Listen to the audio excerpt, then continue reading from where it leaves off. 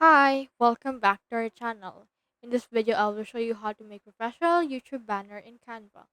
So what you can do is you can head over and click on this right here on the search bar and then search in here for YouTube banner. So let's search in here for that. And then once you have done that, this will open in here the YouTube banner for you. So we have in here some Canva templates such as this one and this one. So just head over and then just choose which one you want to use. For example, let's use this right here.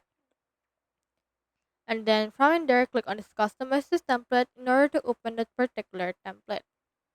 So this is what it looks like. You can head over and then just edit it out to your liking. Like for example, let's remove this and then let's add our own picture right here. Like for example, let's add this person and let's remove the background in order to match this right here.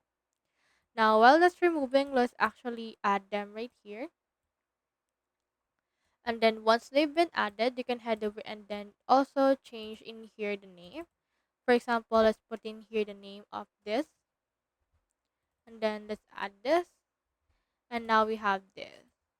Now just continue editing it to your liking and then once you're done, click on the share, click on this download and then download it as PNG.